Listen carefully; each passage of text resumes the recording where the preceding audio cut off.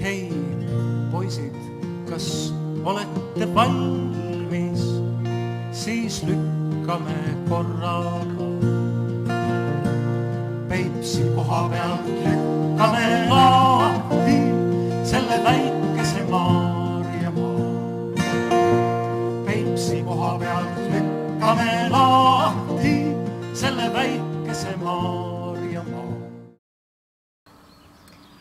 Iga rahva jaoks on suurim õnn elada omal vabal maal, iseseisvas ning demokraatlikus riigis. Õnn inimese jaoks omandab täiendava dimensiooni siis, kui ta on ise olnud vabaduse ning iseseisvuse sünni juures ning sellele ka kaasa aidanud. Direktor Rait Laaksit, need on teie sõnad. Teie olete olnud iseseisvuse ja demokraatia sünni juures. Millisena mäletate teie Võrumaal laulva revolutsiooni sündmusi? No loomulikult oli minugi jaoks 80. aastate teine pool ja 90. aastate algus elu kõige huvitavamaks ajaks. Ajalooõpetajana tunnetasin tegelikult juba perestroika ja glasnosti alguses, et see on võimalus ka meie rahvale. See vabaduse soov, mis siiamaani oli peidus olnud, leidis nüüd uue väljundi.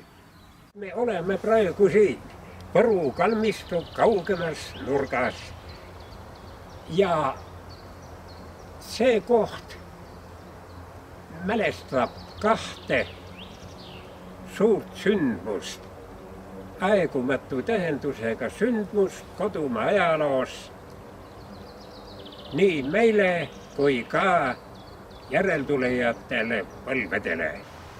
Kuid siitsamast algas ka 33 aastat tagasi uus Eesti tõus. Just siinsamas selle vabaduse kalmistul sai ta tookord alguse ja haaras vähemalt Võru ajaloos enneolematu hulk inimesi kaasa. Ja imelik justkui oleks siit maapõuest mingisugused ideed välja kasvanud, et just siin tärkas, kui aeg täis sai ja Nõukogude ikke oli kestnud umbes 45 aastat, tärkas uuel Eesti põlvkonnal, tookord teismelistel noortel, mõte see kalmistu korda seada. Oli 19. oktoober 1987 ja toodi Võru partei rajoonikomiteesse lendleht, mida olevat igal pool linna peal üles kleebitud. Ja see lendleht kutsus üles linna kodanikke ülehomme koguneda Vabaduse ja haudade juurde Võru kalmistule. Kohe kutsuti kokku siis erakorraline rajoonikomitee koosolek. Mõned küll arvasid, mis see poisikeste värk ja allkiri oli ka seal, et vaba sõltumatu noortekolonn number 1. Nii nagu oleks neid veel number 10 ka veel olemas või. See nagu pani nõrgaverelisi parteilasi ehmatama. Aga seega siis sai alguse see iseseisvuse taastamise liikumine ja hakkasid kohe siin see vabasõltumatu noortekolonn hakkas siin korrastama neid haudasid. Võru Kreutzwaldi kooli ajalooõpetaja Katre Rünk meenutab. Tulin Võrru tööle 1986. aastal. Peatselt hakkas tähelepanu äratama Võru noortest koosnev rühmitus, hilisema nimega Vaba sõltumatu noortekolonn number 1, eesotsas Ain Saarega. Sinna kuulus ka meie kooli ja ka minu klassi õpilasi. Noortekolonni üheks silmapaistvaks ettevõtmiseks oli Võru surnuaias asuvate vabadussõjalaste hauaplatside korrastamine, millest kasvas välja mälestussamba taastamine ja avamine 1988. aastal. 1987. aasta sügisel korraldas noortekolonn surnuaial miitingu. See äratas suurt pahameelt toonastes võimukandjates ja kooli saadeti parteikomitee esindaja õpilasi manitsema, et nad surnuaiale ei läheks.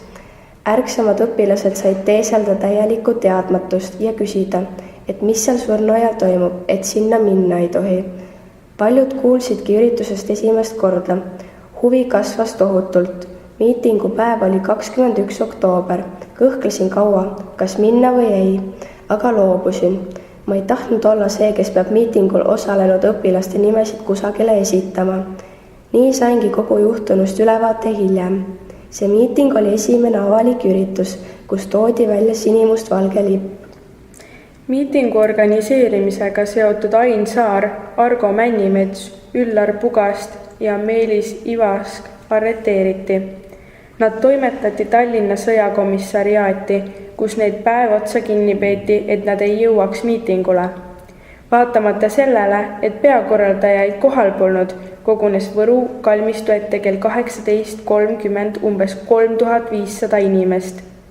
Neil oli vastas 400 miilitsa ja rahvamaleva ning KGB töötajat.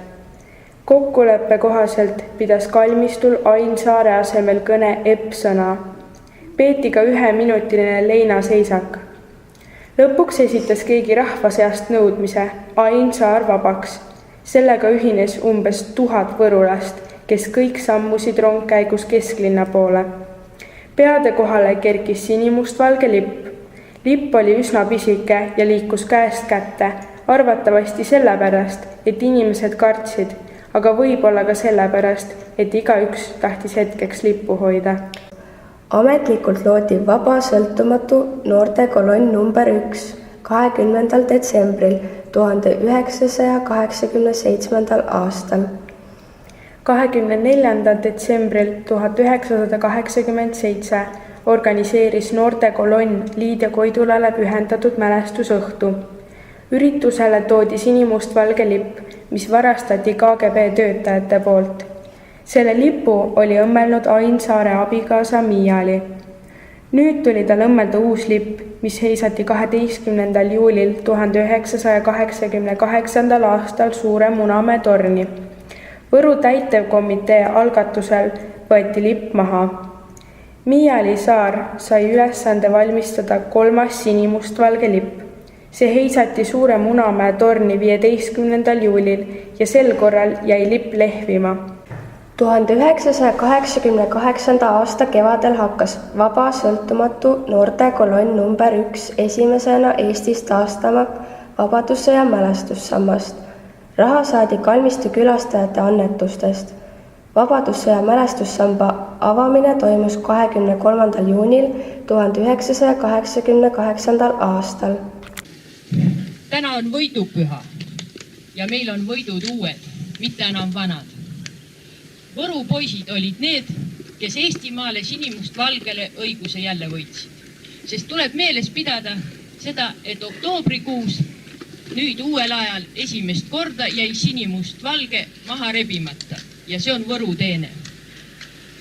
Võru teene on ka näiteks ausammas, sest see on juba 3. ausammas, mida me teame, mis on taastatud vanadest ausammast. Aga esimesena hakkasid sellest rääkima võrulased. Sellepärast ma soovin, et ma tervitan MRP AEG nimel Võru vaba sõltumatu noortekolonni ja teen neile väikese kingituse, palun.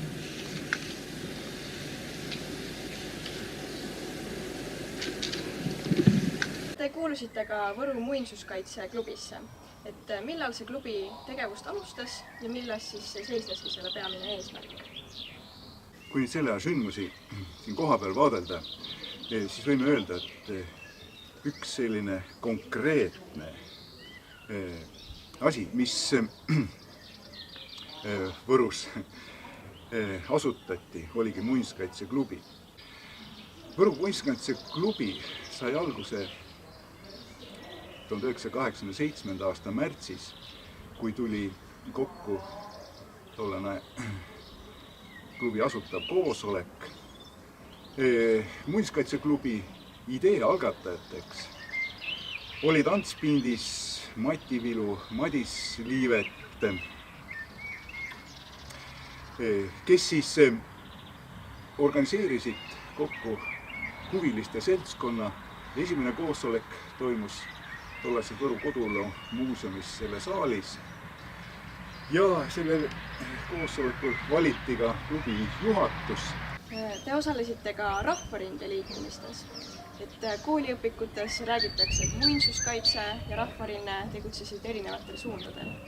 Tegelikult niimoodi oli, et kuulusin nii muinsuskaitse klubisse, olin selle juhtkonnas ja eesseisuses ja täpselt samuti Võrumaa Rahvarinde eesseisuse liige olin.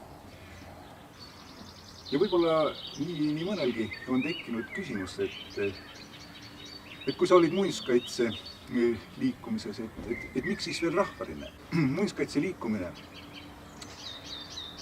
ja selles osalejad kandsid valdavalt ikkagi rahvuslikke ideid. Ja Rahvarinne ning tema liikmed olid tunduvalt laiema spektri esindajad. Rahvarindesse kuulus nii rahvuslased kui ka tegelikult kompartei liikmed. Ja ka eesmärkides, vähemalt esialgu, olid erinevused. Nii et muinsuskaitse liikumine oma muinsuskaitsealase eesmärgi kõrval tegelikult kandis ikkagi seda rahvuslikku liikumise eesmärki ja ideed, mille lõppmeesmärk oma riik. Siis Rahvarinne oli vähemalt alguses suunatud sellele, et toetada neid riigis läbi viidavaid muutusi. Et kui räägime Rahvarinde liikmeskonna laiast spektrist, siis tegelikult väga hea näide on tollase Võru Kreutzwaldi kooli näide, kus Rahvarindesse kuulusid praktiliselt kõik õpetajad ja nende hulgas ka mitmed vene keelt emakeelena rääkivad õpetajad. Küsimus võib olla sellest, et mida räägiti siis ühes konkreetses Rahvarinde allüksuses. Ütlen nii, et meie õpetajate Rahvarinde koosolekutel tuli ikkagi jutuks fosforiit. Rääkisime hiilivast kakskeelsusest, rääkisime imest, rääkisime suveräänsusdeklaratsioonist ja lõpuks jõudsime oma juttudega ikkagi ka riikliku iseseisvuseni. Aga kõige selle juures on üks selline huvitav moment, et võib-olla lausa pool tundi pärast meie koosoleku lõppu jõudis kogu informatsioon koosolekul räägitust kohalikku julgeolekusse. Balti kett, 23. august 1989. Mäletan, et see busside rivi, mis Võrust välja sõitis, oli tegelikult sõna otseses mõttes katkematu. Võru delegatsioon, niinimetatud delegatsioon, paiknes Karksi-Nuiast Läti piiri poole ja kui me sõitsime oma paiknemiskohta, siis meid tervitati nagu paremaid sõpru ja kui me olime oma kohad hõivanud, siis loomulikult meie täpselt samuti tervitasime saabujaid kui kõige paremaid võitluskaaslasi ja tuttavaid. See oli ülev tunne ja... Hei, poisid, kas olete valmis, siis lükkame korraga. Major Toomas Pindis, teie olete peale 1986. aasta lõpetamist Käepa kooli vilistlane. Mis te peale kooli lõppu tegite? Nagu ikka, et kui põhikool läbi saab, tuleb siis edasi õppida. Asusin siis õppima Võru tööstustehnikumi puidumasinate ja seadmete alal, mille siis lõpetasin 90. aastal ja kuna see tehnikum kestis 4,5 aastat, siis minu vanuse järgi tuli kohustus minna tollel ajal Nõukogude armeesse. Aga kuna me seda ei tahtnud ja ei olnud absoluutselt soovi minna okupatsiooniarmeesse teenima, siis me koos siis Gent 49 alusel vormistasime sellelaadsed dokumendid ja asusime siis nii-öelda asendusteenistusse, tööteenistusse Võrumaal. Aga kus te siis oma aega teenisite? See oli väga keeruline aeg. Nagu te teate, 90. maikuus meil olid siis maipüha suured rahutused ja Toompea rünnak, moodustati Eestis kodukaitse. Ja kodukaitse võttis enda ülesandeks kaitsta majanduspiiri, ehk siis riigi majandust hoida, et kaupu välja veetaks ja ka kontrollida Vene Föderatsiooni siis sõjavägede liikumist, me räägime Nõukogude armee sõjavägede liikumisest. Aga alguses oli piiri peal vabatahtlikult, kes seda oma perede kõrvalt tegid. Ja oli vaja leida siis alternatiiv.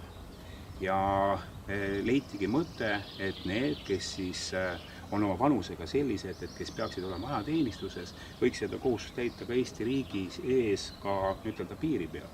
Ja otsitigi üles need siis kutsealused, kes siis asendusteenistuses olid ja kutsuti neid piirikaitsjateks Remnikule. Aga mis see Remniku siis oli? Remnik oli siis õppekeskus, mis loodi 90. aasta lõpus ja kus viidi läbi koolitust elukutseliste piirikaitsjatele. Õppeprogramm oli väga tihe, oli siis rivi harjutusi tegime väga palju, seadusandlust piiriga seonduvalt, sõjalist väljaõpet. 90-ndatel oli väga raske nii varustuse kui ka relvastusega ja relvi meil siis ei olnud. Meil oli ainult kumminuiad ja sedagi 10 mehe peale üks, et põhiline oligi väljaõppe enesekaitse, füüsiline treening. Ja 2 kuud kestis see väljaõppe Remniku õppekeskuses, mille me siis lõpetasime 91. aasta 30. märtsil. Minu jaoks on ta väga ajalooline hetk, sest 24. veebruaril 1991. aastal tegime meie seal oma esimese paraadi sinimustvalge lipu ja siis sõjaväelise üksusega. Olgugi, et sellel ajal veel Eesti Vabariiki taastatud ei olnud. Väga uhke sündmus, väga pidulik sündmus. Uhke rivisammul marsiti, rühmatausid, rivilaule ja väga palju külalisi, kes seda pidulikku hetke vaatamas olid. Ja andsime sellel kuupäeval ka oma esimesed huuduse vandetõotuse, mis tegelikult oli riigile, mida sel hetkel veel ei olnud, ehk siis meie Eesti Vabariigile. Tahaks kõigepealt 4 meest võib-olla meenutada, et kes on päris tõsiselt selle asja juures olnud, et kõigepealt tänu Den Tupele, kes meid kunagi kokku kutsus ja seda vedama hakkas siis 20. märtsis 1990 Võrumaa malev taasloodi. Tänusõnad kindlasti ka veel Valdur Raudvassarile, kes seda meest Võrumaal ei tunne, siis on midagi valesti. Et tol hetkel ei osanud sellele nii palju tähelepanu pöörata, et kuidas just ideoloogiline pool oli tähtis ja Valdur oskas seda kõike joone peal hoida. Ja just alguses oli Johannes Toom, kes oli meie raadiohääl, nii-öelda silmad kõrvad ja tundis paljusid ja silus nii mõnegi nii-öelda mitte nii sõjakalt meelestatud inimese tee meieni. Ja üks mees veel, et tema on siis Uno Ojala ja ta tõi mulle üks sellise suure pataka igast arhiividokumente ja see andis meile siis sellise õiguslikkuse hakata asju ajama ja taotleda tagasi meid maleva varasid. Neid oli päris palju. Aga kui nüüd tuleme siia selle maja juurde ja nende pöördeliste sündmuste juurde, siis see oli 19. august 1991, kui siis otsustati endises NSV Liidus, Nõukogude Liidus siis teha riigipööre. Ja kui siis Pihkva dessant diviisi isikkoosseis liikus Tallinna suunas ja osad liikusid siiski veel mitte ringteed pidi, sest neil ei olnud seda kaartide peal. Ja alles hilisemad kolonnid liikusid ringteed pidi, alguses nad põrutasid läbi Võru. Et see näitab muidugi selle suure Venemaa ettevalmistust. Oli 20. kuupäeval hakkas juba hämarduma natuke, kui oma kodus olles kuulsime sõna otseses mõttes metallikolinat ja mida tegid tegelikult soomustransportööride roomikud. Ja üks osa nendest soomustransportööridest sõitiski tegelikult läbi Võru linna pigi tollast ja ka praegust Jaama tänavat mööda. Nii et see oli selline ängistav tunne. Aga me kiiresti kogunesime ja staabiülem Aivar Kaasla, tubli aktiivne mees, hästi praktiline, temaga kohtusime ja osade meestega veel ja siis tuligi see otsus kahtepidi, et ühel juhul siis nagu kutsuti Tallinna kõiki ja teisel juhul võtsin juba ühendust Kaitseliidu ülema Manivald Kasepõlluga ja tema ütles, et kuule, vaata ise. Et siin teil neid Vene sõjaväelisi küll ja küll, et võib-olla on hoopis siin kasulik. Ja see aeg oli kummaline selle tõttu, et poliitiline olukord oli äärmiselt terav. Sest meil oli just see sõjaväestatud maakond, see oli ja need dessantväed just toodi paar aastat tagasi, toodi Afganistanist tagasi tulnud ja see oli kaunis ohtlik. Mäletan, kui ma läksin ka sõjaväe ossa ja siis see garnisoni ülem hoiatas, et ärge lähenege ühelegi sõjaväelasele külje pealt või tagant, et siis võite saada surmava hoogu. Sest nad olid dessantväelased, kes olid välja treenitud Afganistanist tagasi tulnud. Aga Tallinnas olid lood niimoodi, et puud oli sidevahenditest. Loomulikult ei olnud meil mingit tsentraliseeritud relvastust. Kaasas olid sellised lühikesed relvad, ütlesin, et oleks kärbikud olemas, pika jahipüssiga nagu hästi ei taha tulla, revolvreid oli, püstoleid, granaate oli üksjagu, F1-sid ja RGD5, ehk siis ründe- ja kaitsegranaate, neid oli küll. Ja koha peal siis Tallinna mehed olid väga aktiivsed siis süütepudelite Molotovi kokteilide valmistajad. Ja tegelikult nad töötavad küll soomustransportööride vastu, et tublid noored mehed olid ja meile anti mälu järgi nagu see Lasnamäe kanal on mingisugune selline asi hästi. Mäletan lai ja mul jäi suu ammul ja nii suur tee, et mis me seal teeme ja siis otsisime selle koha, kus ta nagu tõmbus kokku vanade majade vahele ja siis sai sinna üles poole, kuhugi sai mehi paigutatud siis nii nende Molotovi kokteilidega kui granaatidega. Praegu natuke naerad ja kehitad õlgu, et kuidas oleks läinud. Halvasti oleks läinud, kui see Moskva oleks teisipidi olnud, siis võib-olla ei räägiks siin üks teine või kolmas inimene enam. Aga hea on see, et sa ei mõtle nagu selle peale ja tol hetkel, ütleme, et kes iganes siis meil siin Malevas olid või ma arvan üldse, kes Kaitseliidus olid, et nad olid hingega inimesed. Aga nende peale võis loota, jah. Aga läks kokkuvõttes me riigil hästi.